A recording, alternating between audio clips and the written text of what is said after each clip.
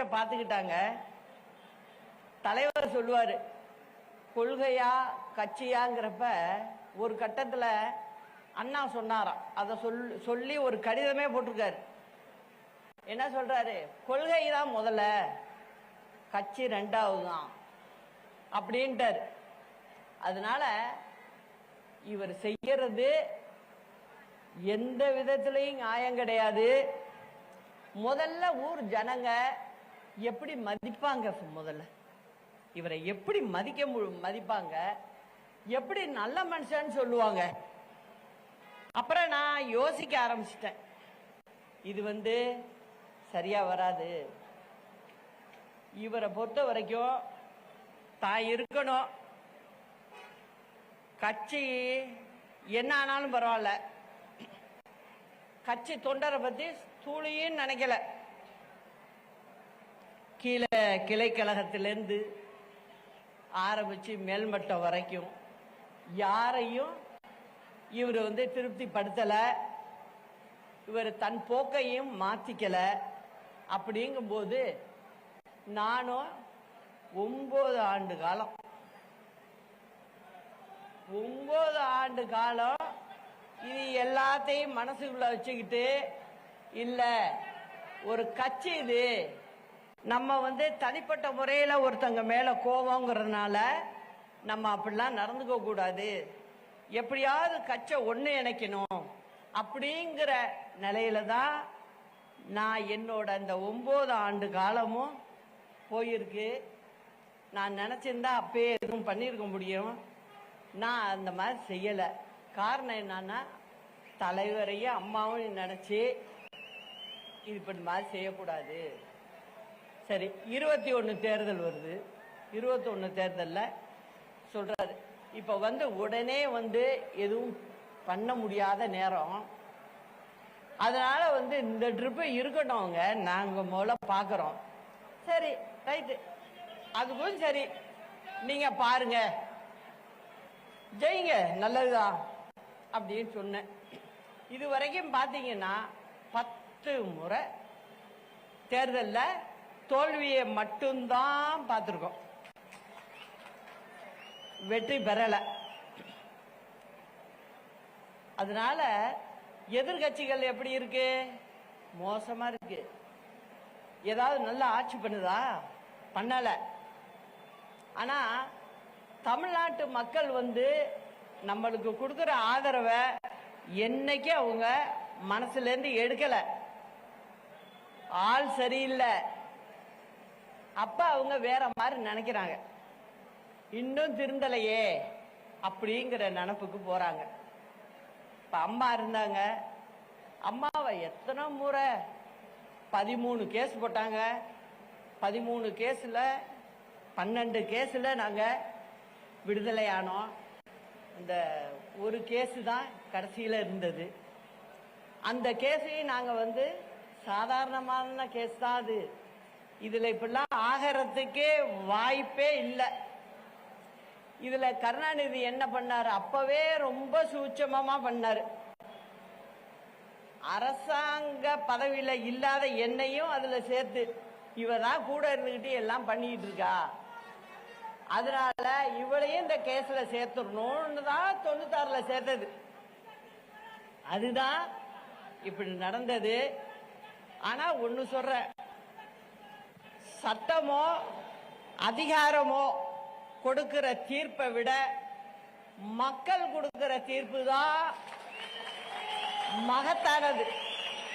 அத தமிழ்நாட்டு மக்கள் அம்மாவுக்கு தொடர்ந்து கொடுத்திருக்காங்க. நீ என்னதான் நீ அம்மா மேல தண்டனைன்னு சொன்னாலும் திருப்பி வெற்றி பெற்று திருப்பி ஜெயிக்கிறாங்க அம்மா. அதனால தமிழ்நாட்டு மக்கள் மேல எனக்கு ரொம்ப நம்பிக்கை இருக்கு. அதனால அவங்க என்னைக்கும் நம்மளை விடமாட்டாங்க. அதனால நான் இப்போ இந்த மண்டையில தான் இந்த முடிவை எடுக்கணும் அப்படிங்கிறதுக்காக என் மனசுல உள்ளதெல்லாம் உங்களுக்கு சொல்லிட்டேன், எல்லாத்தையும் சொல்லிட்டேன் உங்கள்கிட்ட. இப்ப என்ன நினைக்கிறேன், இந்த சமயத்துல நான்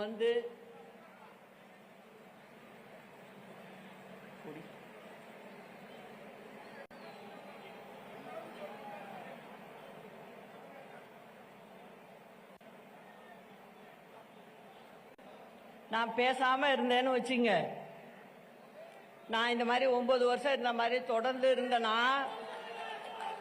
புரட்சி தலைவி அம்மாவுடைய வழிவந்த கழக தொண்டர்களுக்கும் தமிழ்நாட்டு மக்களுக்கும் நான் செய்கின்ற பெரிய துரோகம் ஆயிடும். அதனால என்னை பொறுத்த வரைக்கும் ஒரு தீர்க்கமான முடிவு எடுத்திருக்கேன். தமிழகத்திற்காக, தமிழகத்தில் உள்ள மக்களுக்காக, நம் கழக தொண்டர்களுக்காக புதிய களத்தை காணப்போகிறோம்.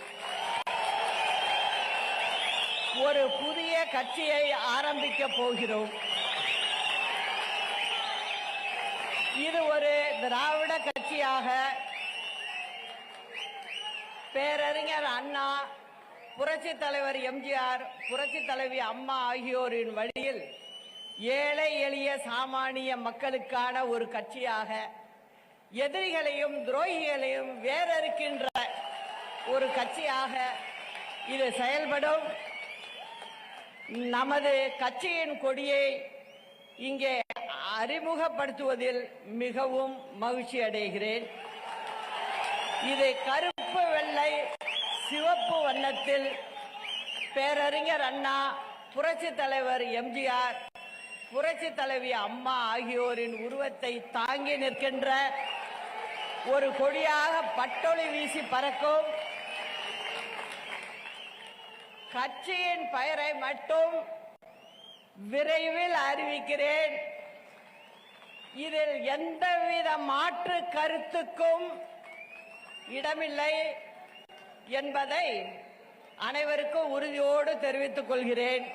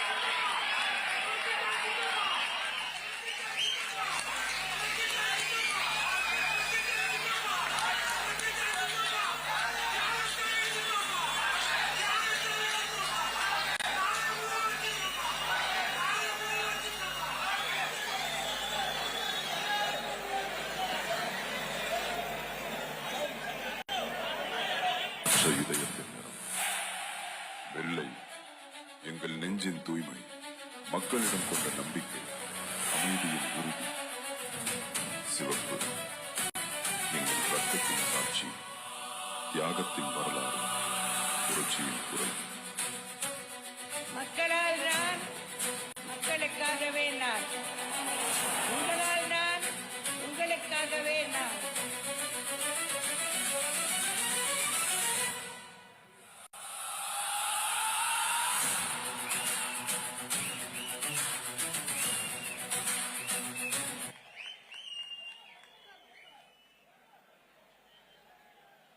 கருப்பு, அடக்குமுறைக்கு எதிரான எங்கள் சின்னம். போராட்டத்தின் நிறம், பயமற்ற இதயத்தின் நிறம். வெள்ளை, எங்கள் நெஞ்சின் தூய்மை, மக்களிடம் கொண்ட நம்பிக்கை, அமைதியின் உறுதி. சிவப்பு, எங்கள் ரத்தத்தின் சாட்சி, தியாகத்தின் வரலாறு, புரட்சியின் குரல். மக்களால் நான்,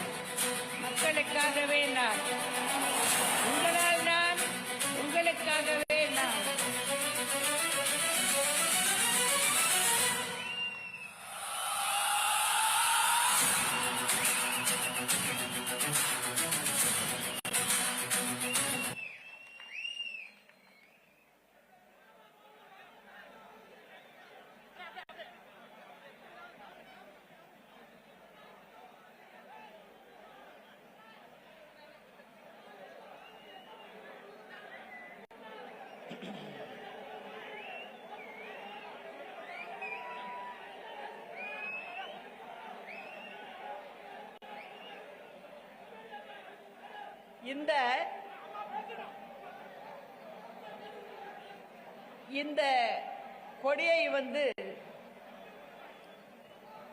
இங்கே அறிமுகப்படுத்தியதில் எனக்கு பெரும் மகிழ்ச்சி.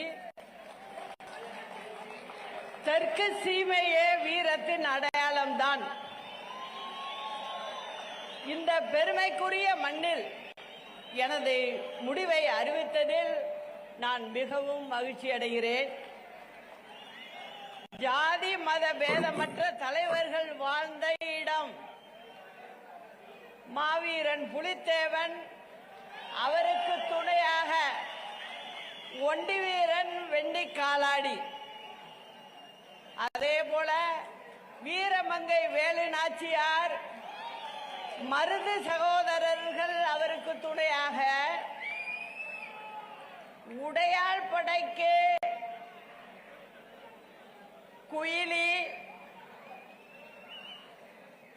அந்த அம்மாவை பொறுத்தவரை ஜாதி மதம் பார்க்கவில்லை, பூலித்தேவனை பொறுத்தவரையும் ஜாதி மதம் பார்க்கவில்லை.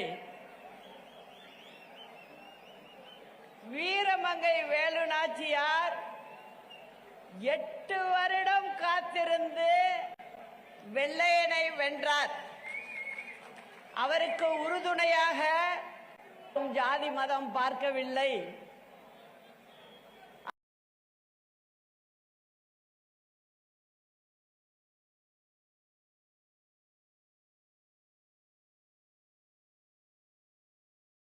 அதே போல வீரபாண்டிய கட்டபொம்மன் வெள்ளையனை வெளியேற்ற அவர் பட்ட பாடு. இங்கேயும் ஜாதி மதம் வரவில்லை. அதே போல வ.உ. சிதம்பரனார், அவரும் தெற்கு சீமைக்கு சொந்தக்காரர். அவரை பொறுத்தவரை வெள்ளையனால் மட்டும்தான் கப்பல் ஓட்ட முடியுமா, நானும் வியாபாரம் செய்து காட்டுகிறேன் செய்து காட்டியவர். அவர் வழி தொட்டு வந்தவர்கள் பசும்பொன் ஐயா அவர்கள், பெருந்தலைவர் காமராஜர் அவர்கள், இவர்களெல்லாம் வந்த மண் இது என்பதால் வீரத்தின் அடையாளமாக இந்த இடத்தில் சொல்வதுதான் சரியாக இருக்கும் என்று இந்த இடத்தை தேர்வு செய்தேன். தலைவர் சொன்னாரு, என்றும் நல்லவர்க்கு வாழ்வு வரும் நாளை, இது அறிஞர் அண்ணா எழுதி வைத்த ஓலை என்ற புரட்சி தலைவரின் பாடல் வரிகளுக்கேற்ப நாளை நமதே வெற்றி நிச்சயம். அண்ணா நாமம் வாழ்க, புரட்சி தலைவர் நாமம் வாழ்க, புரட்சி தலைவி அம்மா நாமம் வாழ்க. நன்றி, வணக்கம்.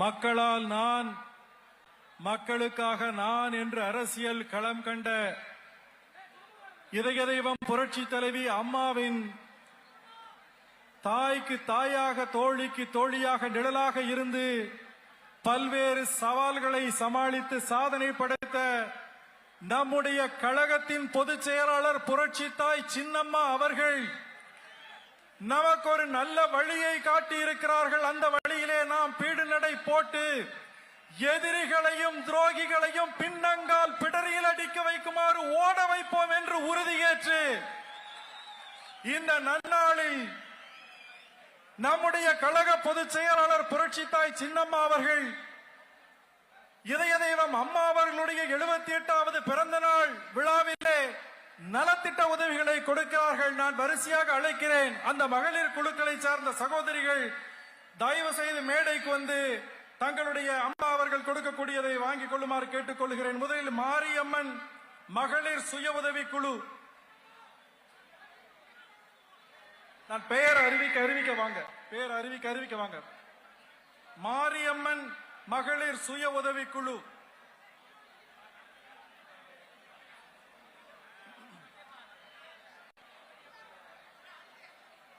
அடுத்தபடியாக அலங்காரக்குளம் ஐயனார் சோமையா சுவாமி மகளிர் சுய உதவிக்குழு, அலங்காரகுளம் ஐயனார் சோனைய சுவாமி மகளிர் குழு. அடுத்து துர்க்கை அம்மன் மகளிர் குழு தயாராக இருங்க. துர்க்கை அம்மன் மகளிர் குழு தயாரா இருங்க.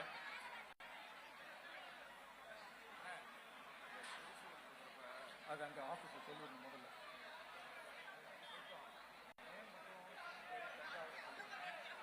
துர்க்கை அம்மன் மகளிர் குழு மேடைக்கு வருமாறு கேட்டுக் கொள்கிறோம். துர்க்கை அம்மன் மகளிர் குழு.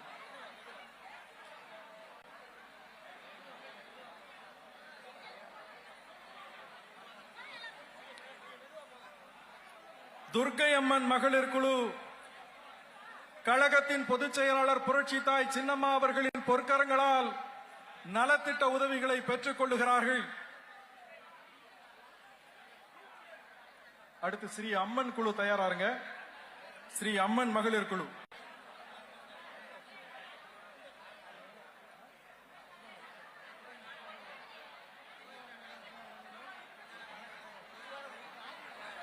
அடுத்தபடியாக ஸ்ரீ அம்மன் மகளிர் குழு மேடைக்கு வந்து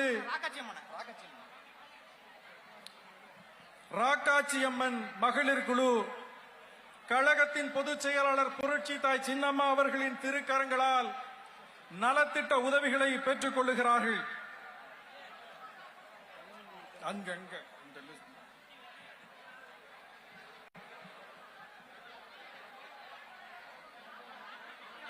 அடுத்து என்ன குழு? காளியம்மன் குழுவா? ஸ்ரீ அம்மன் குழு, அம்மன் மகளிர் குழு. ஸ்ரீ அம்மன் மகளிர் குழு நமது கழகத்தின் பொதுச் செயலாளர் புரட்சி தாய் சின்னம்மா அவர்களின் திருக்கரங்களால் இதய தெய்வம் புரட்சி தலைவி அம்மா அவர்களின் 78ஆம் ஆண்டு பிறந்த நாள் விழாவிற்கான நலத்திட்ட உதவிகளை பெற்றுக் கொள்ளுகிறார்கள்.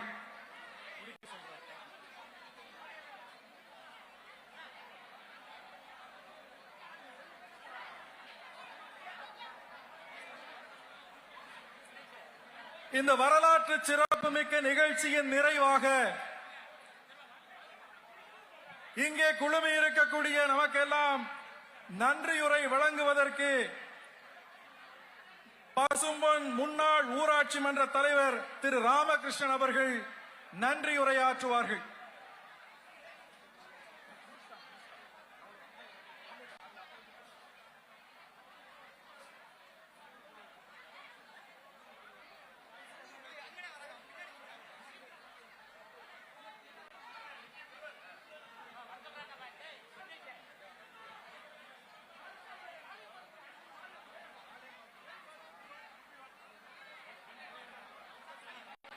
திரு காளியம்மன் குழு மகளிர் குழு கழக பொதுச் செயலாளர் புரட்சி தாய் சின்னம்மா அவர்களின் பொற்கரங்களால் நலத்திட்ட உதவிகளை பெற்றுக் கொள்ளுகிறார்கள்.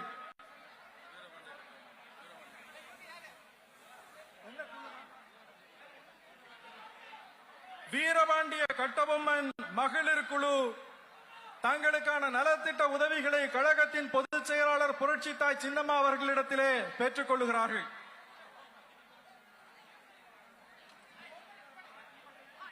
நிகழ்ச்சியின் நிறைவாக பசும்பொன் ஊராட்சி மன்றத்தின் முன்னாள் தலைவர் அன்பிற்குரிய திரு ராமகிருஷ்ணன் அவர்கள் நன்றியுரையாற்றுவார்கள்.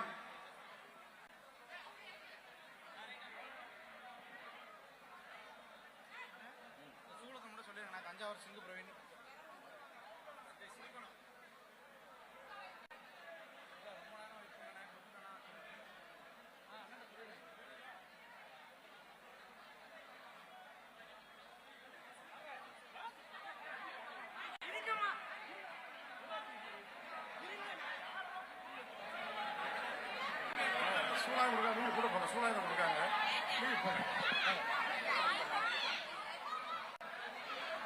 நீங்க கூட்டு போங்க. சூழாயுதம் கொடுக்காங்க. அப்படியா?